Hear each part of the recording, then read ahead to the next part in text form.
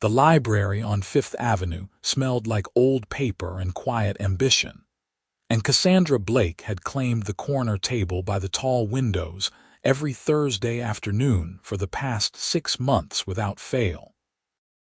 She stood frozen, staring at the broad-shouldered man in an expensive charcoal suit who occupied her sacred space, his laptop open, papers spread across the entire wooden surface like he owned the place. The late autumn sun streaming through the glass caught the edge of his jawline, strong and clean-shaven, and she noticed his dark hair was slightly mussed, as though he had been running his fingers through it in concentration.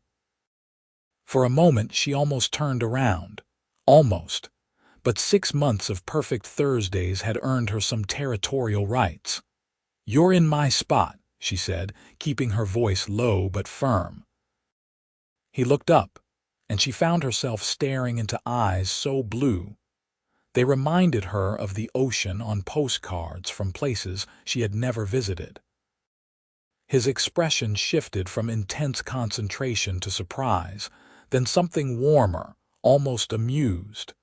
"Your spot." He glanced around the nearly empty library. "I don't see your name on it." Cassandra adjusted the strap of her canvas messenger bag, feeling suddenly self-conscious in her faded jeans and oversized sweater. Everything about him screamed wealth, from his Italian leather shoes to the watch on his wrist that probably cost more than her entire year's rent. But she had been working on her thesis every Thursday at this exact table, in this exact chair, facing this exact window, because the light was perfect, and the radiator underneath kept her feet warm. "I've been sitting here every Thursday for half a year," she said. "Same time, same table. You can ask Martha at the front desk." He leaned back in her chair, studying her with an intensity that made her pulse quicken. "Half a year, that's impressive dedication." "I'm writing my dissertation on early 20th century American architecture. This spot has the best natural light for my photographs and sketches." Architecture. His interest seemed genuine, not the polite feigning she usually encountered at parties when people asked about her work. "What specifically?" She hesitated. Most people's eyes glazed over when she started talking about buildings. The evolution of public library design between 1900 and 1930, and how it reflected changing attitudes about education and social class. "So, you're literally sitting in your research."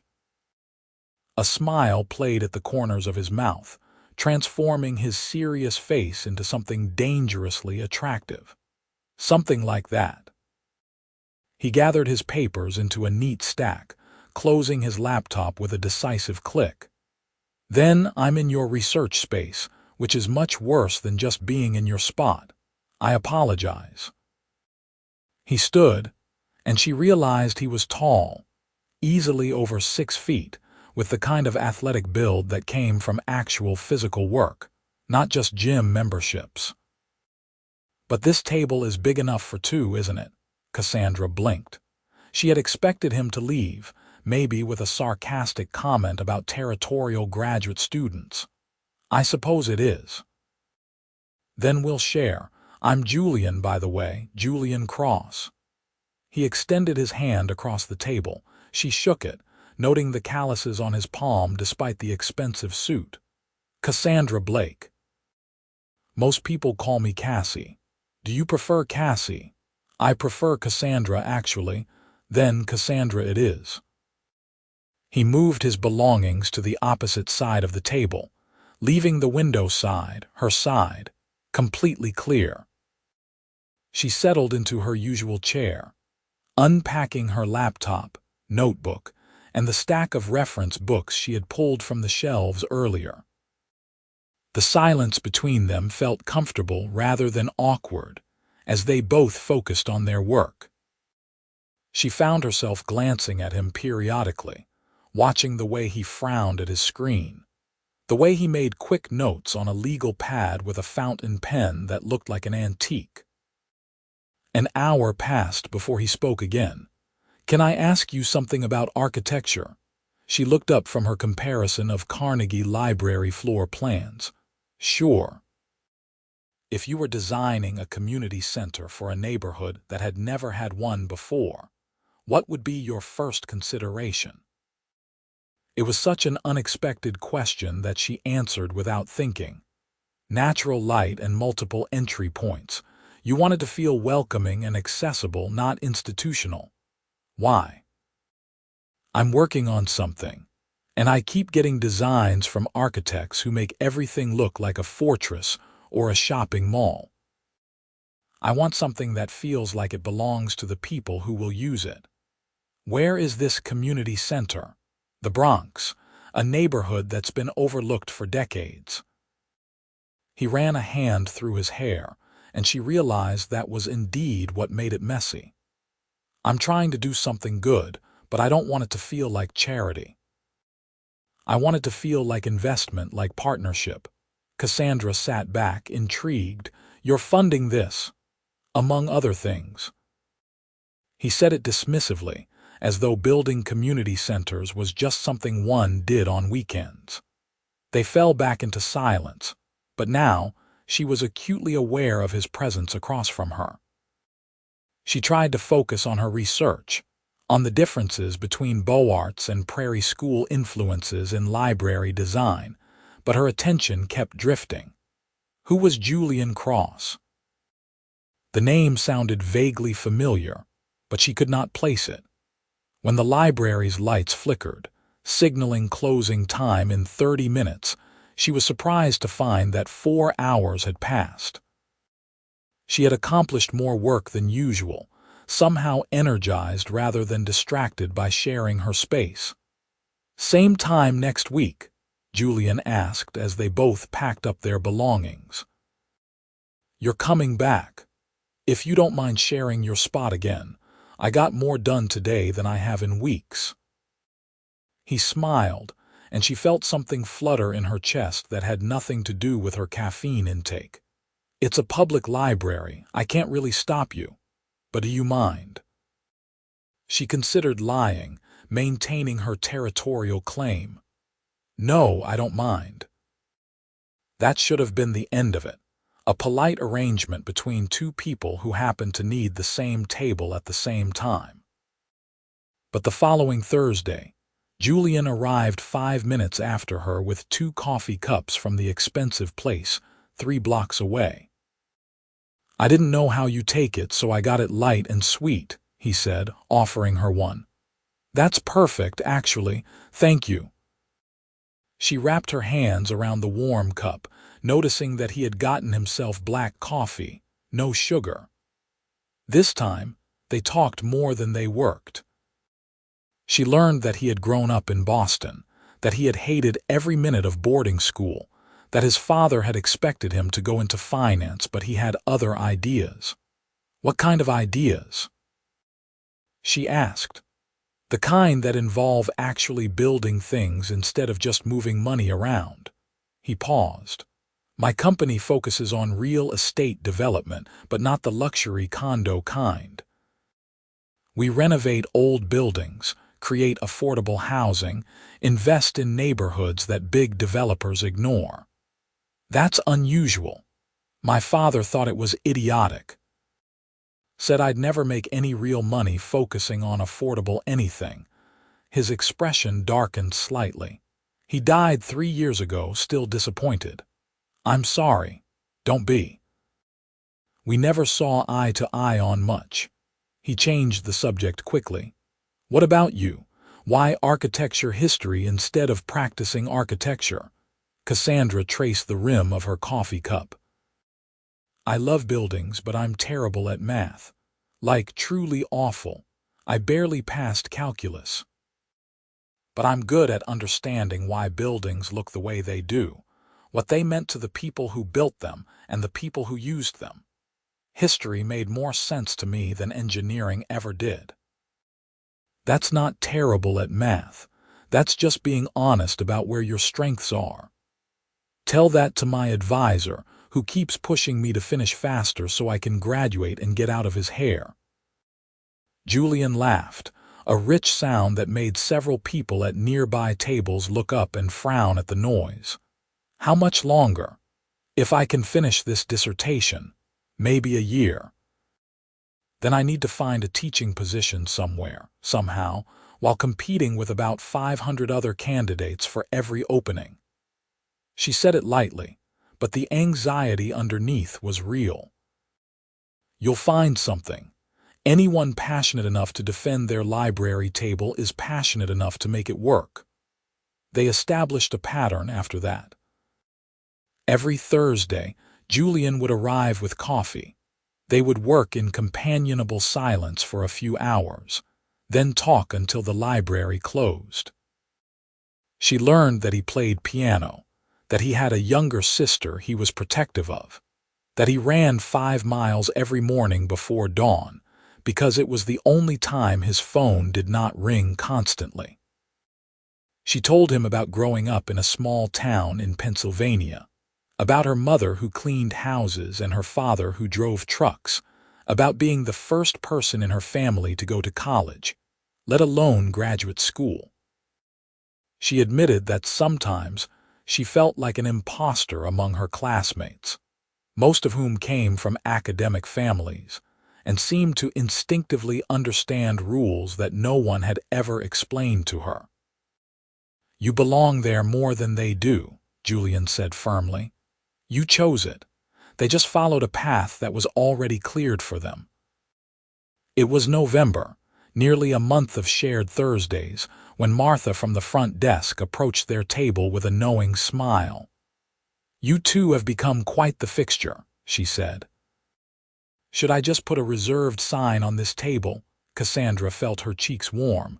"We're just working, Martha. MMHMM. Working." Martha winked and walked away, her sensible shoes squeaking on the marble floor. Julian raised an eyebrow. "Just working? What else would we be doing? I don't know."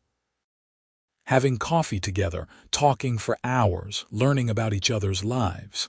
He paused. "Some people might call that something other than working." Her heart hammered against her ribs. "What would you call it?" "The best part of my week." The honesty in his voice made her forget how to breathe for a moment. She had been trying not to think about how much she looked forward to Thursdays, how she found herself mentally composing things to tell him throughout the week, how disappointed she felt on the rare Thursday when something came up, and she could not make it to the library. "Mine too," she admitted. "Then maybe we should expand our schedule. There are 6 other days in the week after all. Are you asking me out?"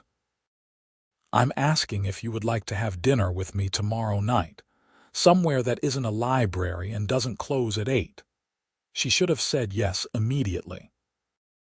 Instead, she found herself hesitating, suddenly aware of the gulf between them.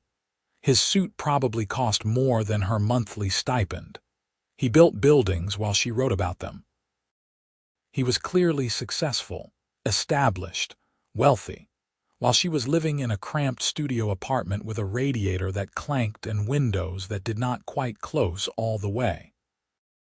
"Cassandra," he said softly, and the way he said her full name made her look up.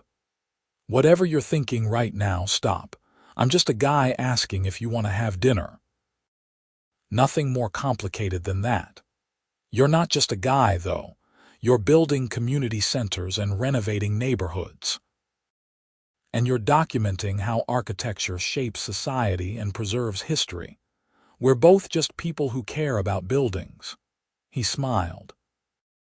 "Besides, I really want to hear more about this theory you mentioned last week about how Carnegie's library designs were actually a form of social control disguised as philanthropy." She laughed despite her nerves. "You actually remembered that. I remember everything you tell me." That was what decided her. Not his looks, not his obvious wealth, but the fact that he listened when she talked about things most people found boring. "Okay, dinner tomorrow, but nowhere too fancy.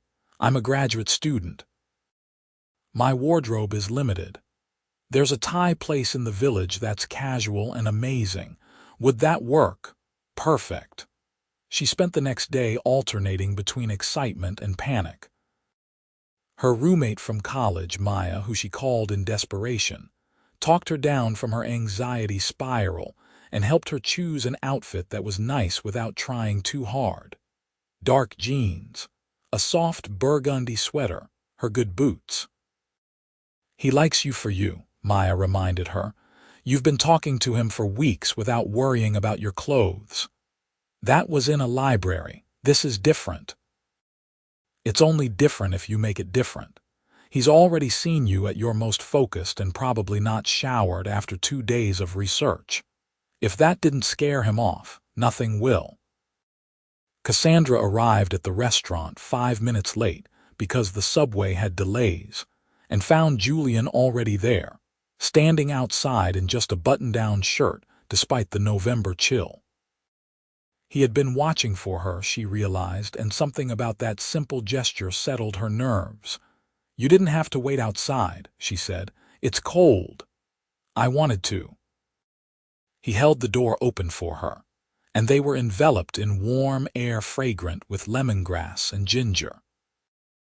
The restaurant was small and bustling, exactly the kind of place she loved, with mismatched chairs and photos of Thailand covering every wall. They ordered too much food, sharing everything family style, and talked about anything except work. She learned he was terrible at cooking but excellent at ordering takeout, that he had been to Thailand twice and wanted to go back, that his favorite movie was an obscure French film from the 70s that she had never heard of. It's about an architect who designs a building that's meant to be lived in, not just looked at, he explained. The whole film follows different people as they interact with the spaces he created. It's slow and weird and beautiful. I want to see it. We'll watch it sometime. I have it at home. At home. The casual mention of future time together made her stomach flip. What's your place like? Honestly, too big for one person. I bought it because it had good bones and it was in a building I wanted to save from being turned into luxury condos. But I'm usually at the office or on site somewhere, so it mostly just sits there. Where is it? Upper West Side, an old building from 1912, 10 stories, beautiful brickwork and original details. He paused. You'd probably appreciate it more than I do, architecturally speaking. They lingered over dinner until the restaurant staff started giving them looks, then walked slowly through the village streets despite the cold. Cassandra pulled her coat tighter around herself and Julian noticed. Are you cold? A little. I'm always cold. I think I have bad circulation or something. Without asking, he shrugged off his jacket and draped it over her shoulders. It was warm from his body heat and smelled like cedar and something crisp she could not identify. Now you'll be cold, she protested. I run hot. I'm fine. They walked until they reached Washington Square Park, finding an empty bench despite the late hour. Students and musicians and chess players dotted the space. Everyone bundled against the November night but unwilling to give up the last gasp of autumn before winter truly set in. Can I tell you something? Julian said, his voice serious. Of course. I wasn't at the library randomly that day. I had been going there for weeks, working on the community center project, trying to find some inspiration or clarity or something. But I kept getting distracted by you. Cassandra turned to look at him, heart suddenly racing. What? You were always so focused, completely absorbed in whatever you were researching. You would make these little notes in the margins of your books, and sometimes you would smile at something you read. And I kept wondering what could be so interesting about old buildings that it made you look like that. He met her eyes. So when I saw that your table was empty that Thursday, I took it. Not because I didn't know it was yours, but because I hoped you would show up and tell me I was in your spot.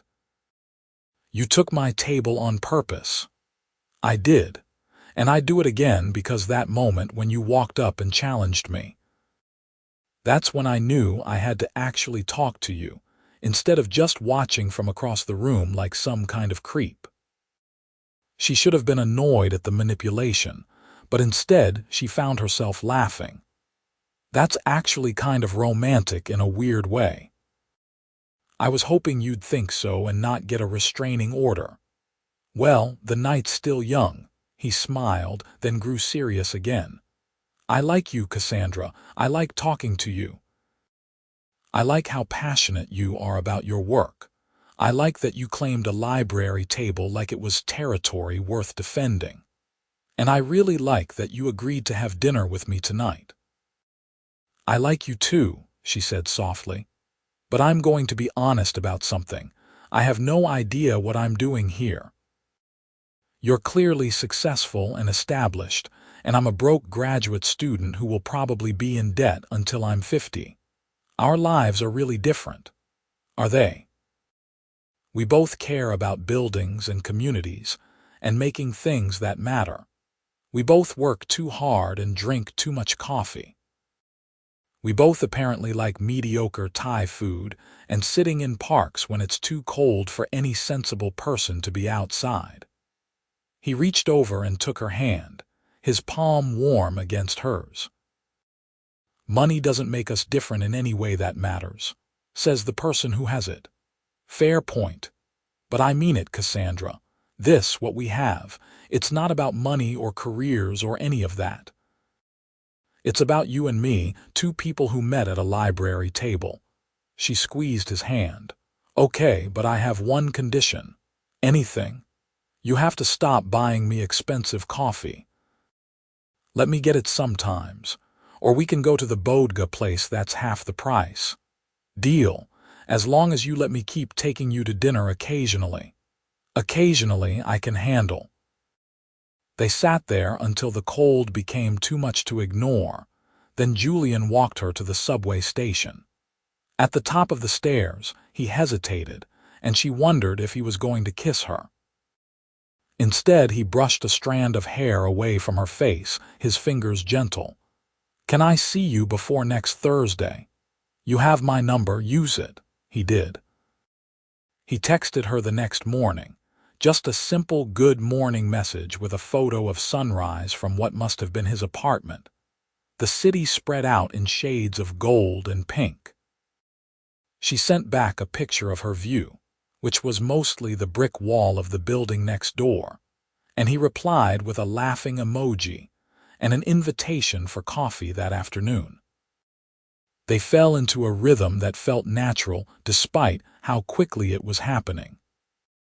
Coffee dates turned into long walks, turned into dinners, turned into spending entire Saturdays together, exploring neighborhoods and buildings and arguing playfully about architectural merit versus historical significance.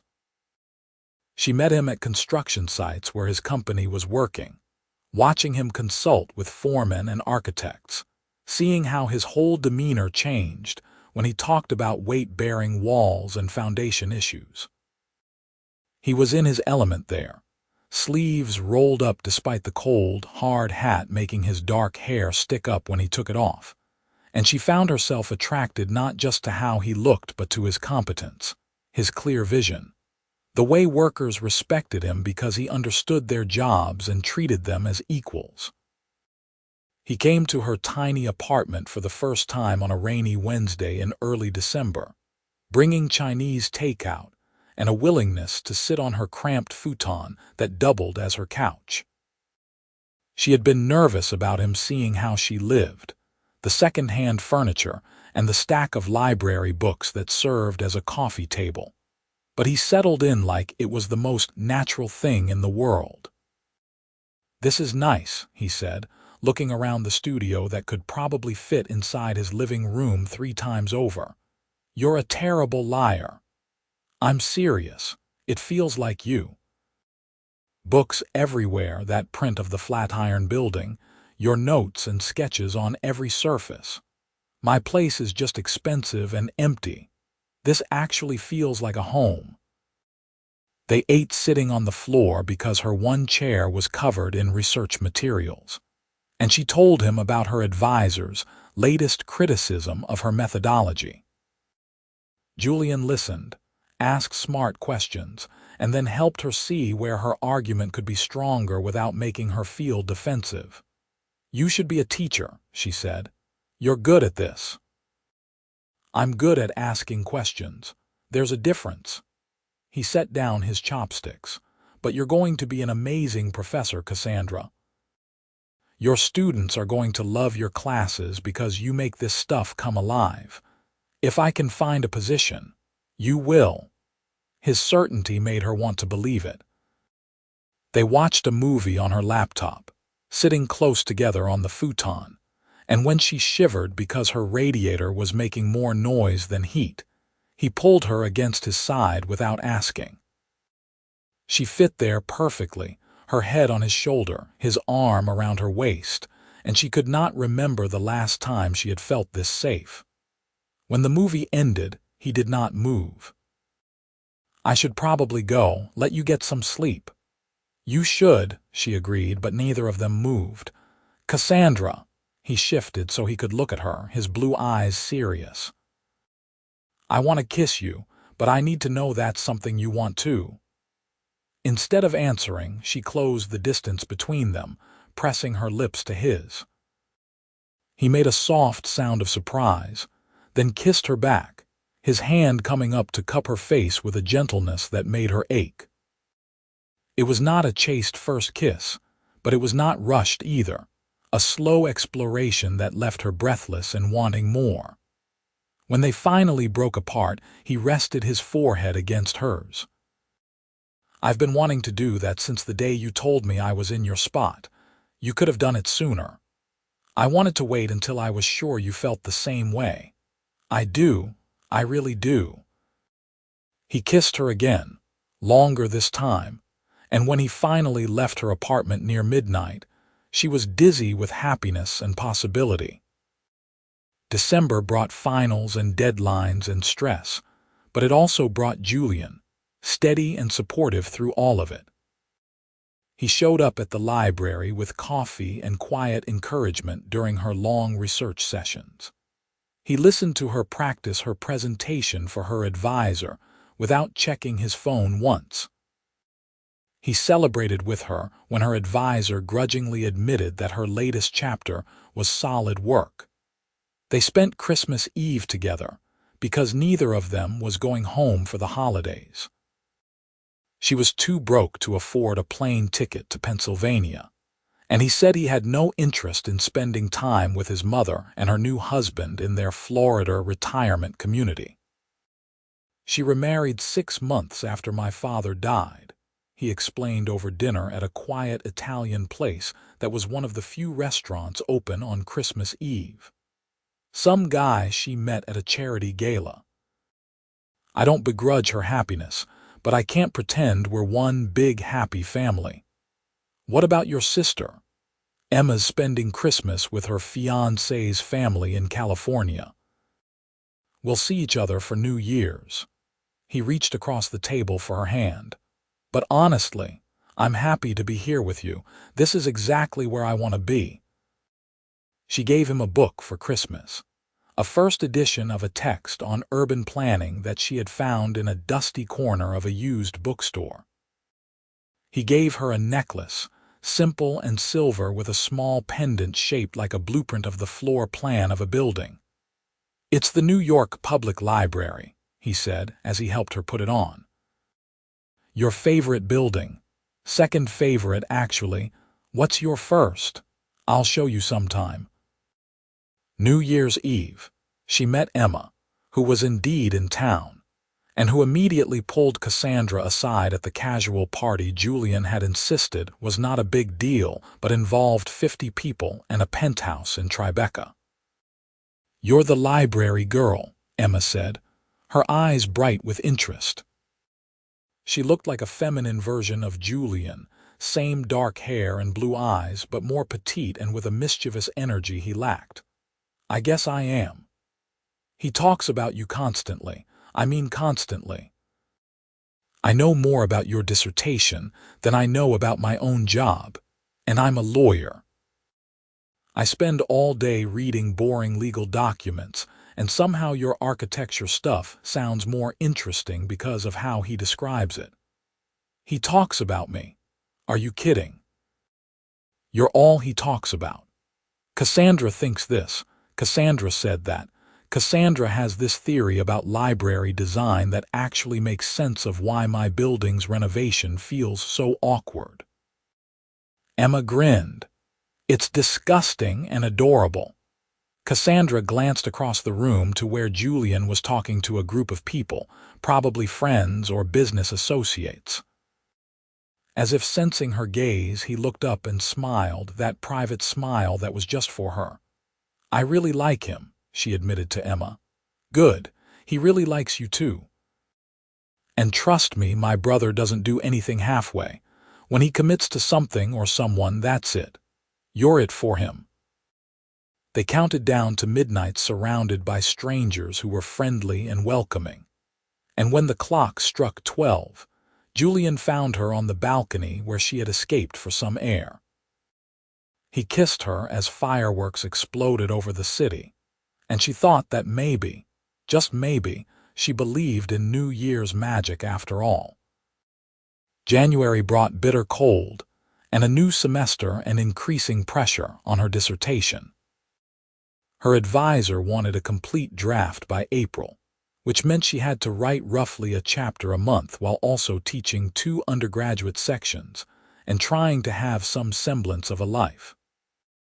She started spending more time at Julian's apartment because it was quieter than hers and had a desk that did not wobble and heating that worked consistently. His place was, as he had described, too big for one person. A sprawling 3-bedroom apartment with high ceilings and enormous windows and original woodwork that made her architectural historian heart sing. The building itself was beautiful, one of those early 20th century structures that had been built to last, with detailed brick work and decorative elements that modern buildings never bothered with. "This building is from 1912, she said the first time he gave her a tour, running her hand along the crown molding. "It's arts and crafts movement. You can see it in the attention to craftsmanship and natural materials. I knew you'd appreciate it." "Appreciate it? Julian, this is incredible. How did you keep it from being gutted and modernized?" "I bought the whole building when it went into foreclosure 5 years ago. Renovated the apartments to update the essentials like plumbing and electrical, but preserved all the original details. Then I sold most of them to people who actually cared about historical preservation, kept one for myself. You saved an entire building. I saved 10 apartments and a piece of neighborhood history. It seemed worth it." She kissed him then, pouring all her appreciation and affection into it, and he responded by pulling her closer, his hands settling on her waist in a way that felt both possessive and protective. They did not sleep together until late January, on a night when she had been working for 12 hours straight and was nearly crying with frustration over a particularly difficult chapter. He made her stop, ordered dinner, ran her a bath in his ridiculous bathroom with the clawfoot tub, and told her the work would still be there in the morning. "I can't stop," she said, but she was exhausted and stressed and so tired of her own thoughts. "You can for tonight, just tonight stop." She fell asleep in his bed, wearing one of his old college t-shirts, and woke at 2 in the morning to find him reading in the chair by the window, keeping watch like he was afraid she would disappear. "Come to bed," she whispered.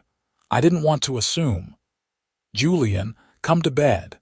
He did, slipping under the covers beside her, and she curled into him, feeling his warmth and solidity. They kissed slowly, then less slowly, and when he asked if she was sure, she answered by pulling him closer. It was tender and intense and exactly right, and afterward, lying tangled together in his sheets, she felt more certain of him than she had of anything in years. "Stay," he murmured against her hair. "Move in with me." "What? Move in? You're here half the time anyway, and your apartment is freezing and too small, and you deserve better. Julian, we've been together for 3 months. So, I know what I want. I want you here all the time, not just when your radiator breaks or you need a quiet place to work. I want to wake up with you every morning." "That's crazy." "Maybe. But it's what I want. Think about it at least." She thought about it for 2 weeks, weighing practicality against caution. Maya told her to go for it. Her advisor would not care either way as long as she finished her dissertation. Her lease was month to month, so leaving would not be complicated. And she loved being at Julian's place, loved the space and the light and the way he made her coffee every morning without being asked. But mostly, she loved him. She had been trying not to think the word, too scared to put that label on feelings that were still so new. But lying in his bed at 2 in the morning after another long day of writing and research, watching him sleep beside her with one arm thrown across her waist, she could not deny it anymore. She loved him. "Okay," she said the next morning over breakfast. "Okay what? I'll move in. But I'm paying rent or contributing to utilities or something. I'm not a charity case." "You're not a charity case, you're my girlfriend, but if it makes you feel better, you can buy groceries. And cook dinner sometimes. Can you cook?" "Better than you can, which isn't saying much, but yes." She moved in the following weekend with embarrassingly few belongings. Most of her furniture was not worth transporting, and she did not have much in the way of clothes or personal items. Julian helped her carry boxes up the stairs, refusing to let her make multiple trips alone, and then insisted on taking her shopping to fill the gaps. "I don't need new stuff," she protested, as he led her into a home goods store. "You need towels that aren't threadbare and hangers that aren't from the dry cleaner and actual furniture for your office space." "My office space? The second bedroom. I set up a desk and shelving for you, but you should pick out a chair and whatever else you need. It's your space." The office he had prepared made her throat tight with emotion. He had installed floor-to-ceiling bookshelves, positioned the desk by the window to catch natural light, even framed some of her architectural sketches and hung them on the walls. It was perfect, a space designed specifically for her and her work. "When did you do this?" "Last week. I wanted it to be ready." He looked uncertain, vulnerable in a way she rarely saw. "Is it okay?" "I can change anything you don't like." "It's perfect. You're perfect." She stood on her toes to kiss him. "Thank you." Living together changed things in small, wonderful ways. She learned that he sang off-key in the shower, that he was meticulous about his coffee preparation, that he slept on his stomach with one foot sticking out from under the covers. He learned that she was not functional before 9 in the morning, that she had strong opinions about proper bookshelf organization, that she talked to herself when she was working through a difficult section of writing. They developed routines without discussing them. She would make breakfast while he showered. He would read her pages and offer feedback while she made notes. They would walk through different neighborhoods on weekends, her pointing out architectural details, him telling her about the history of various buildings and blocks. Thursdays, they still went to the library, reclaiming their shared table, both of them unwilling to give up the place where it had all started. In March, Julian took her to a gala for one of his company's projects, a ribbon-cutting and fundraiser for the community center in the Bronx that he had been working on since before they met. She wore a dress she had bought specifically for the occasion. Simple and black, but nice enough that she did not feel completely out of place among the wealthy donors and city officials. "You look beautiful," Julian said when she emerged from the bedroom. "I look acceptable. There's a difference." "To me, you look beautiful," he offered his arm. Ready to be bored by speeches about tax incentives and community investment. "I'm ready to see this building you've been working on for 2 years." The community center was everything he had described and more. The architect had listened to his vision, creating a space that felt open and welcoming, with large windows that let in natural light and multiple entrances that made it accessible from different directions. Inside, there were classrooms and a computer lab and a gym and a commercial kitchen for cooking classes. Everything was clean and new but not sterile, warm wood and bright colors and local art on the walls. "This is incredible," Cassandra breathed, taking in the details. "This is exactly what a community space should be." "You think so?" "I know so. This is going to change lives, Julian." He introduced her to people as his girlfriend, his partner, the woman who had helped him understand what made spaces welcoming versus institutional. She corrected the last part, insisting she had only answered a few questions, but he shook his head. "You gave me the framework I needed." Natural light, multiple entry points, making it feel like it belongs to the people who will use it. That's what made this work. At the end of the night, after the speeches and the tours and the endless small talk with donors, they stood outside the building looking up at it. Lights glowed from every window, and through the glass, they could see people exploring the space, already claiming it as their own. "You did good," Cassandra said quietly. "We did good. This was all you. Nothing I do is all me anymore, not since you." He turned to face her, his expression serious in the streetlight. "I love you, Cassandra. I should have said it sooner, but I'm saying it now. I love you." Her heart felt too big for her chest. "I love you too, so much." He kissed her there on the sidewalk in the Bronx, surrounded by the sounds of the city and the building he had helped create. And she thought about how strange it was that telling someone they were in your spot could lead to this. April brought her finished dissertation draft, 280 pages about library design and social history that represented years of work and research and struggle. Her advisor read it in 1 week and called her into his office with an expression that gave nothing away. "It's good," he said finally, and coming from him, that was high praise. "Solid research, clear argument, well written. You're ready to defend." "Really? Really? We'll schedule it for May, get your committee together, and then you'll be Dr. Blake." She called Julian from outside her advisor's office, breathless with excitement and relief. "I'm defending in May. He approved the dissertation." "That's amazing." "I'm taking you to dinner to celebrate, anywhere you want." "Can we just go home? I want to celebrate with you, not a restaurant full of strangers." "Even better." He cooked for her that night, or tried to, burning the chicken and oversalting the vegetables, but she did not care. They ate the salvageable parts and ordered pizza for the rest, and he opened a bottle of champagne that probably cost more than her monthly student stipend used to be. "To Dr. Blake," he toasted.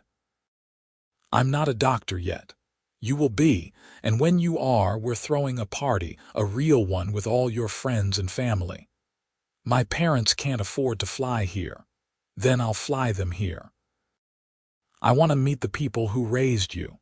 She started to protest the expense, then stopped herself. He wanted to do this to celebrate her achievement, to meet her family. Let him. "Okay.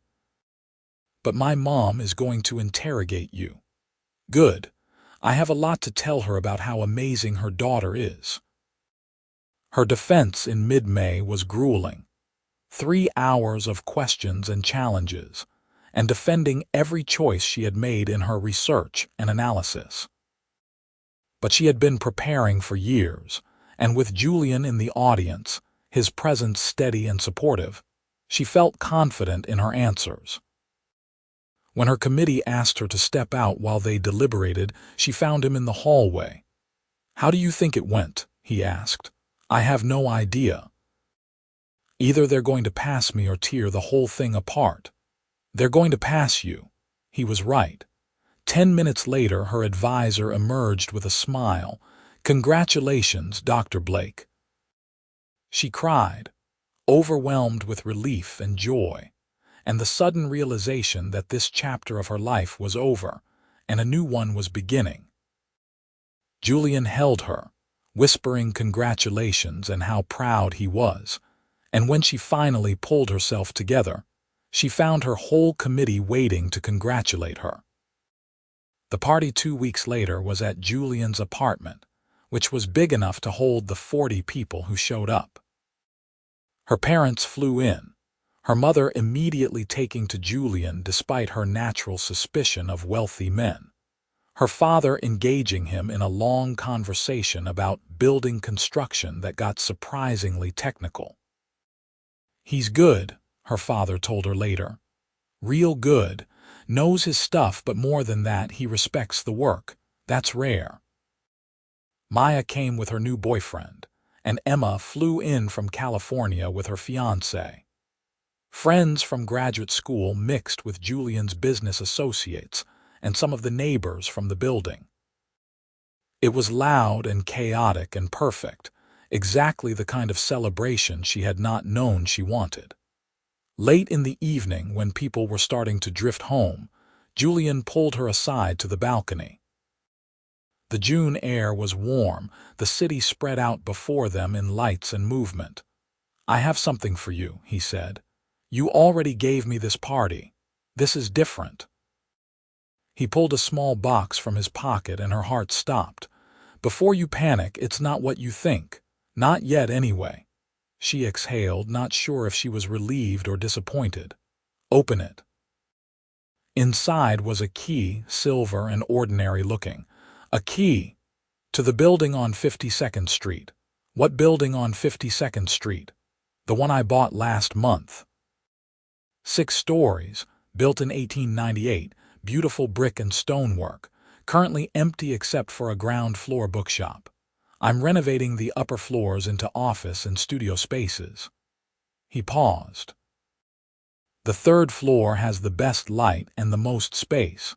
I thought it would make a perfect location for a research institute focused on architectural history and preservation." Cassandra stared at him. "You bought a building for me." "I bought a building that needed saving, and I'm offering you space to start something that matters to you. You keep talking about how there's no funding for architectural history research, how programs are being cut, how there's nowhere for scholars to do this work. So create somewhere. Start an institute, bring in other researchers, apply for grants, build something that will outlast both of us." "Julian, I can't afford to rent office space in Manhattan."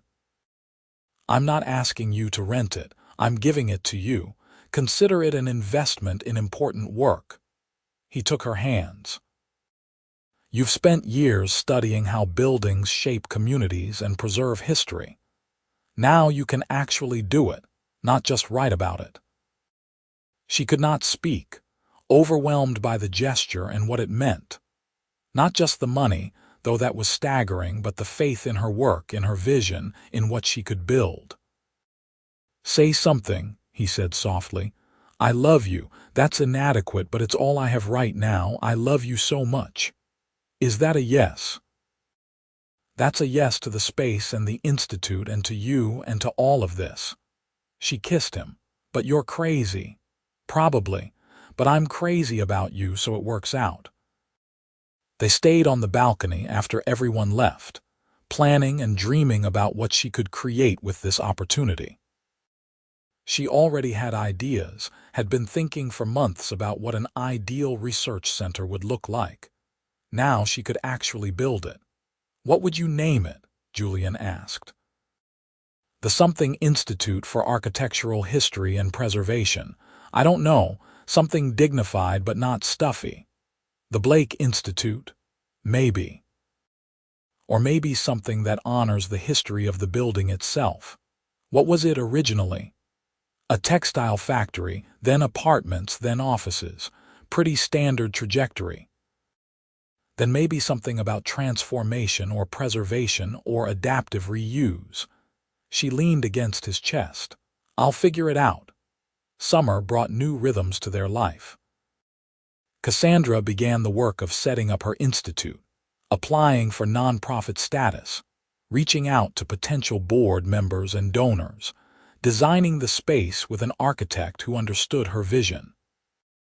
Julian continued his development work, but he made sure to be home for dinner most nights, to take weekends off, to prioritize their time together. They traveled in August, 2 weeks in Italy looking at buildings and eating too much pasta and being tourists without any agenda except enjoying each other. He taught her basic Italian phrases, most of which she mispronounced badly enough to make him laugh. She dragged him to every church and palazzo and ancient ruin she could find, explaining the architectural significance until he begged for mercy. "I love you," he said one night in Rome, sitting on their hotel balcony with wine and cheese and the city lights spread before them. "But if you explain one more thing about barrel vaults, I might lose my mind. They're important. They're curved ceilings. I understand curved ceilings." She threw a piece of cheese at him, which he caught and ate, grinning. "You're impossible. And you're brilliant and beautiful, and the best thing that ever happened to me. Even with the barrel vault explanations. Especially with the barrel vault explanations." They came home tanned and relaxed and more in love than ever, ready to face the fall and all the work ahead. The institute space was nearly ready, the renovations complete, just waiting for furniture and equipment and the scholars who would bring it to life. Cassandra had assembled a small board of advisors, including her former dissertation advisor, who grudgingly admitted the project had merit, and had begun the work of applying for grants and fellowships. In September, Julian's sister got married in a beautiful ceremony in Napa Valley. Cassandra stood beside Emma as a bridesmaid, wearing a dress that Emma had chosen specifically because it would look good on her, and watched her future sister-in-law marry a man who clearly adored her. At the reception, Julian pulled her onto the dance floor for a slow song. "Emma asked me when we're getting married," he said. "What did you tell her?" "That I'm waiting for the right moment." He pulled back to look at her. "But honestly, Cassandra, every moment with you feels like the right moment. Is this a proposal?" "Not yet. When I propose, you'll know. There will be no ambiguity." He smiled. "But I want you to know that I'm planning to propose, eventually, when you're ready." "What if I'm ready now? Are you?" She thought about the past year, how he had supported her through finishing her dissertation, how he believed in her work enough to give her space to pursue it, how he made her laugh and challenged her thinking and loved her so completely. "Yes, I'm ready." "Then you won't have to wait long." He proposed 3 weeks later in the library where they had met, at their table by the window. He had somehow convinced Martha to let him in early, before the library opened, so it was just the two of them in the vast, quiet space. She found him there when she arrived for what she thought was their regular Thursday morning, sitting in what had been his chair with a small box on the table between them. "You're in my spot," she said, echoing their first conversation. "I know, but I thought maybe if you agree to marry me, we could start calling it our spot instead." She was crying before he even finished the sentence, nodding yes before he could open the box. He slipped the ring onto her finger, a simple platinum band with a single diamond that caught the morning light streaming through the tall windows. "I love you," he said. "I love your passion for old buildings and your terrible sense of direction, and the way you talk to yourself when you're working. I love how you claimed this table like it was your personal territory. I love everything about you, and I want to spend the rest of my life sharing tables and space and everything else with you." "Yes," she managed through her tears. "Yes, of course, yes." Martha found them an hour later, still sitting at their table, holding hands and talking about the future. She took one look at Cassandra's ring and smiled. "I knew you two were more than just working. Congratulations." They married the following spring, exactly 2 years after they had met, in a small ceremony at the community center in the Bronx. It was Julian's idea, wanting their wedding to take place in a building that represented their shared values, surrounded by the community that had welcomed his project. Cassandra wore a simple white dress, he wore a dark suit, and their families and closest friends filled the bright, open space. Her parents cried. Emma cried. Even Martha from the library cried. Cassandra and Julian promised to love and support each other, to share everything from library tables to life's adventures, to build a future together as solid and beautiful as the buildings they both cared about. The reception was held at Julian's building, in the courtyard garden he had created when he renovated the property. Lights were strung overhead, tables set up on the grass, music playing while people danced and celebrated.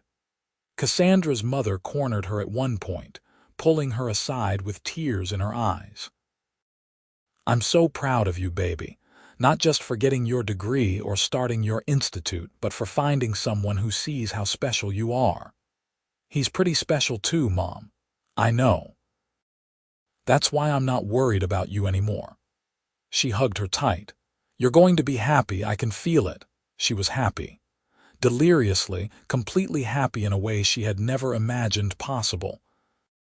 They honeymooned in Japan, spending 2 weeks exploring Tokyo and Kyoto and smaller cities, looking at temples and gardens and modern architecture. Julian was patient with her need to photograph and sketch everything, and she was patient with his terrible sense of which trains to take. When they returned home to their apartment, she found that he had moved all her things from the second-bedroom office into the master bedroom, clearing space in the closet and dresser for her clothes, setting up a small desk by the window for when she wanted to work from home. "The second bedroom is going to be empty soon anyway," he explained. "Why?" "Because I'm hoping we'll need it for something else eventually." She understood what he was saying, what he was hoping for, and felt her heart expand with possibility. "Eventually. No rush, whenever you're ready, but I want kids with you, Cassandra. At least 2, maybe more. I want to fill this big empty apartment with noise and chaos and little people who inherit your brain and hopefully not my singing voice. I want that too." She wrapped her arms around him. "Not right now, I want to get the institute fully running first, but soon. Maybe in a year or 2. Whenever you're ready, I'm ready." The institute opened that fall to considerable attention from the academic community. Cassandra had brought in 3 other scholars as fellows, secured funding for 2 graduate student researchers, and established a public lecture series that was already drawing crowds. The space itself was beautiful, all high ceilings and natural light and walls lined with books and architectural drawings, exactly what she had envisioned. Julian came to the opening celebration, standing in the back while she gave her speech about the importance of preserving architectural history and understanding how buildings shape communities.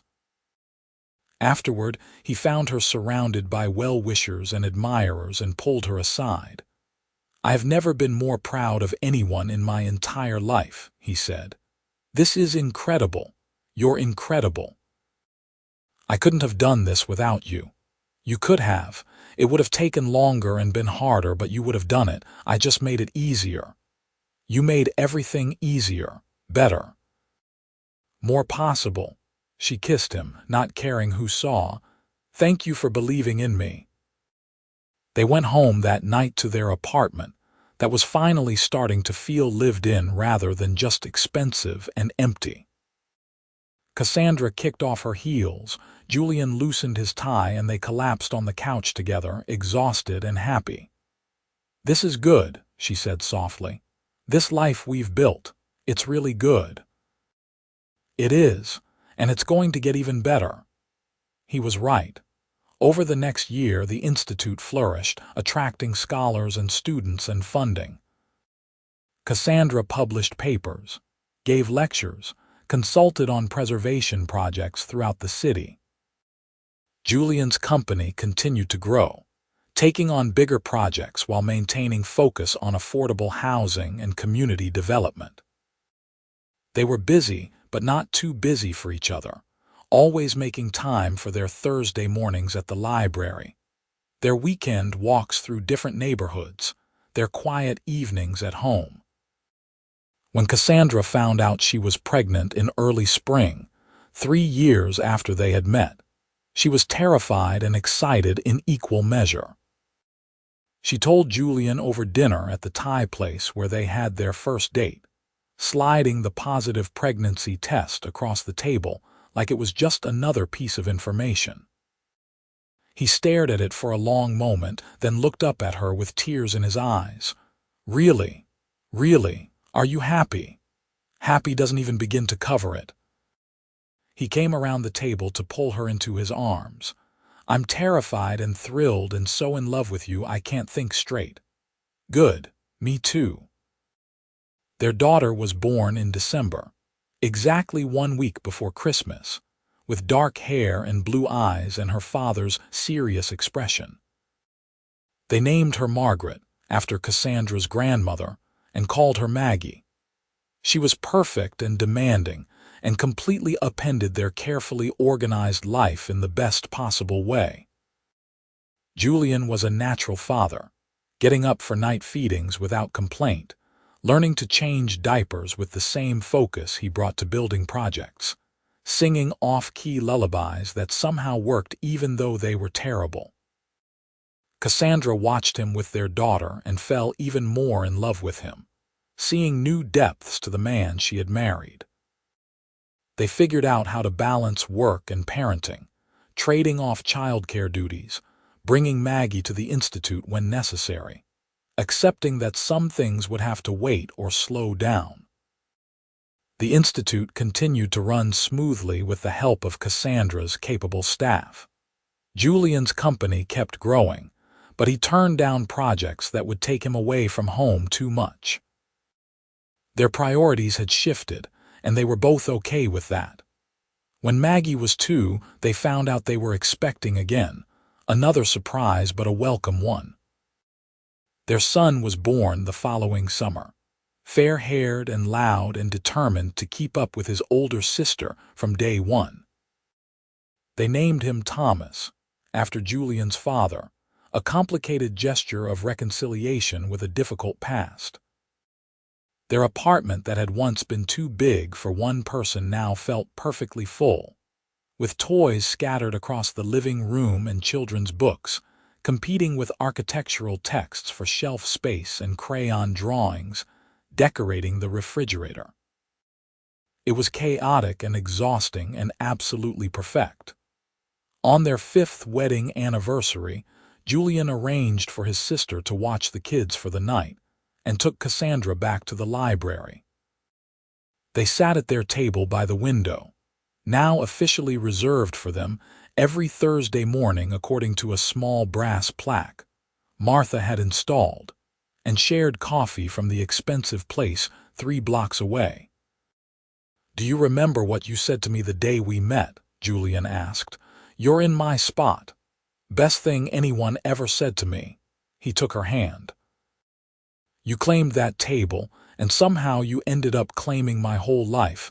and I've never been happier about anything. I love you, she said simply. I loved you when you were the annoying guy in my library spot, and I love you even more now that you're the amazing man who shares everything with me. Everything, he agreed. The table, the apartment, the life, the kids, the future. All of it. They sat there until the library closed, just like they had so many times before. Two people who had found each other in the most ordinary way possible and built something extraordinary together. Outside, the city moved and changed, buildings rose and fell, but inside the library, at their table by the window, some things remained constant. Love, partnership, the willingness to share your spot with someone who becomes your everything. Years later, when Maggie was 10 and Thomas was 8, they would ask their parents how they met. Cassandra and Julian would exchange a look, a whole conversation in a glance, and then tell them about the library table and the woman who defended her territory and the man who took her spot on purpose. That's not romantic, Maggie would complain. That's just weird. It's both, Julian would say, pulling Cassandra close. The best things usually are. And Cassandra, sitting there surrounded by the family they had built and the life they had created, would think about that November afternoon when she had walked up to a stranger and told him he was in her spot. She had been protecting her territory, claiming her space, defending what was hers. She had no idea she was actually finding her future. But she was grateful, every single day, that she had been brave enough to speak up, bold enough to demand her table back, and open enough to share it when he offered. Because sharing that table had led to sharing everything else, and there was nothing she would change about how their story had unfolded. They still went to the library every Thursday morning, even with 2 kids and busy careers, and all the chaos that life brought. It was their tradition, their connection to where they had started, their reminder that the best things often begin with the simplest moments. Sometimes they worked, sometimes they just talked, sometimes they held hands across the table and marveled at how far they had come. The table by the window in the library on Fifth Avenue had witnessed the beginning of their love story. It had seen first conversations and shared coffee and the slow building of something real and lasting. It had been there for late-night study sessions and marriage proposals and quiet moments of connection. It was just a table, wooden and scarred from years of use, nothing special to anyone else.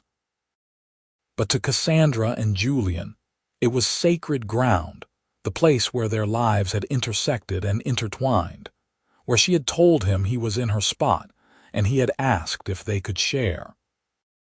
They had shared the table, and then, just as the story promised, they had shared everything else. Their love story was not about grand gestures or dramatic declarations, though those had come later.